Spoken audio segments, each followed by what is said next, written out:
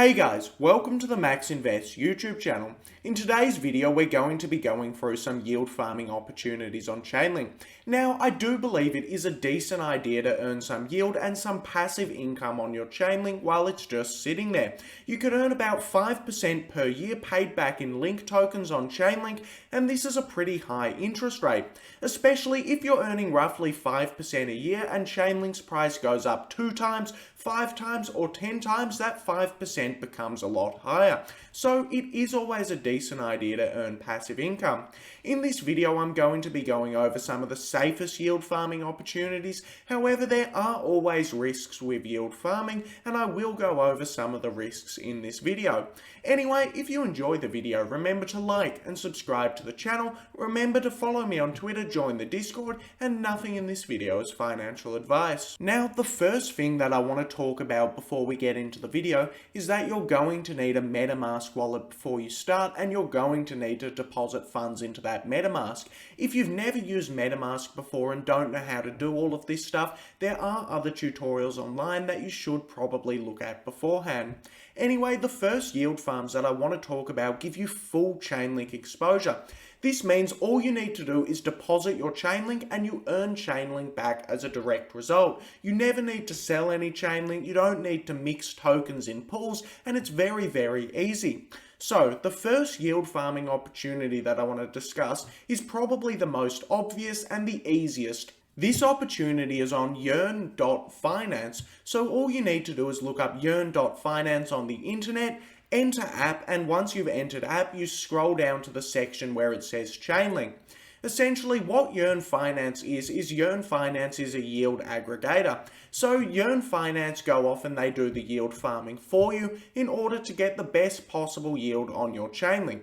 So, as you can see here, all you need to do is you need to put in Chainlink into Yearn Finance, click approve, and then it's done. And whenever you want, you can withdraw this Chainlink back out. One thing to note is that it's on the Ethereum network, which means when fees are low, you'll probably need to be able to pay $15 to do this and $15 to take this out. And if you're doing it when fees are high, it'll probably be up to $80. So, this is something that you do need to factor into your decision. If you're yield farming with around $200, this probably isn't worthwhile. Anyway, this says that it gives you 2.07% on your Chainlink, and this does seem a little bit low. However, this pool has a variable yield rate, and it changes and fluctuates over time.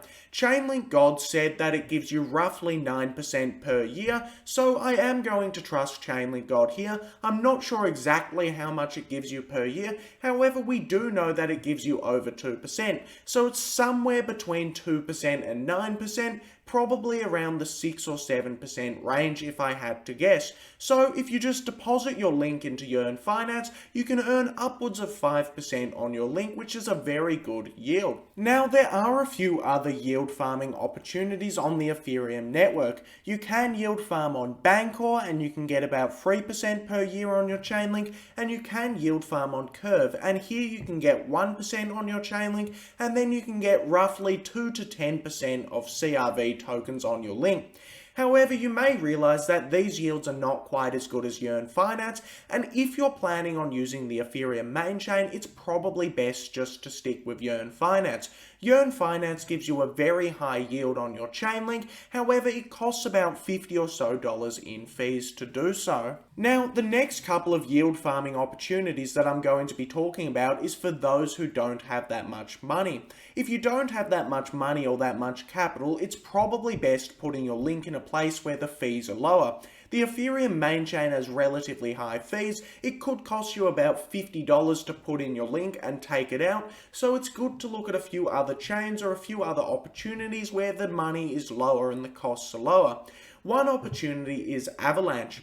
Now, on Avalanche, you can go on to Benqui, and on Benqui, you can supply Chainlink and earn roughly 6.5% per year. So you can get a very high yield on Benqui on Avalanche, and this is quite a solid yield. Now, I haven't actually used Avalanche that much myself, as I do like to stick to Ethereum. However, I do know a lot of Chainlink people do like Avalanche, and Banqi is probably a very good opportunity for you.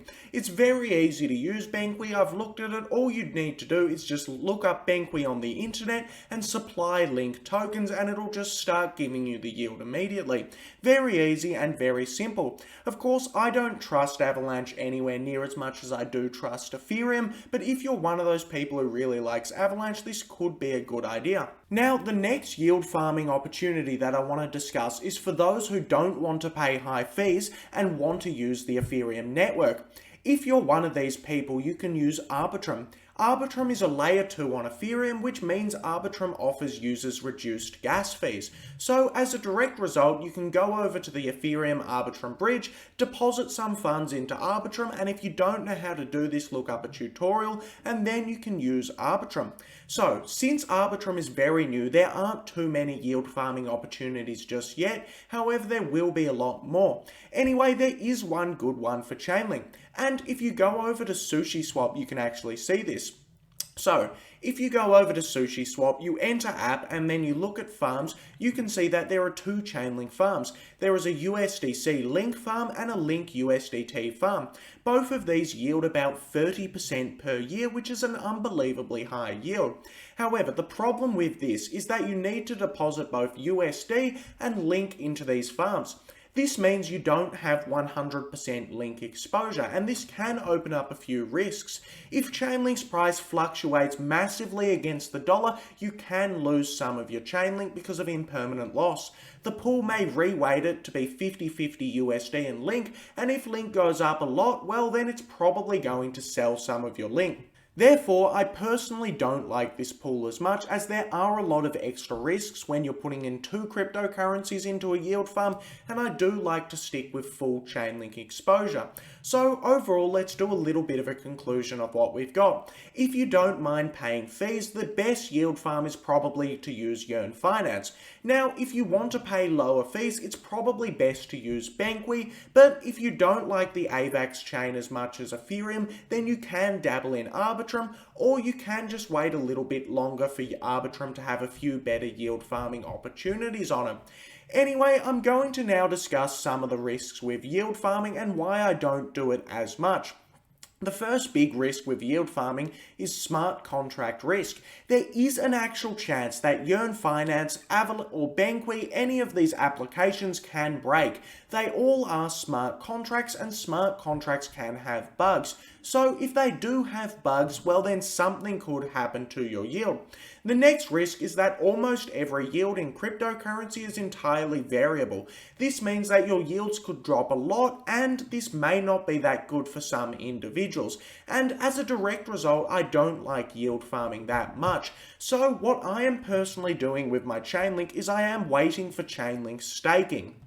Now, staking is essentially when you put your Chainlink in a deposit contract, and as a result it is securing the network. You're securing the network when you're staking your Chainlink, and you get about 5% per year for doing this. Now, staking carries essentially no risks. The risks of losing your funds when you are staking is very, very minimal, and staking in Chainlink is yet to come out. However, when it does, I'm probably going to stake all of my Chainlink. I do expect staking for Chainlink to come out by the beginning of next year, or maybe the end of this year if we're lucky, and I'm personally just waiting for this to happen. So, overall, I'm not yield farming any of my Chainlink right now, as I'm just waiting to stake my Chainlink, and I think it's a lot safer than yield farming. Yield farming is relatively risk averse, however there are some risks that come with yield farming, and if you really want to protect your Chainlink, I am probably just going to wait for staking and stake it all there. Anyway, that brings us to the end of the video. If you enjoyed it, remember to like and subscribe to the channel, and thanks for watching the video.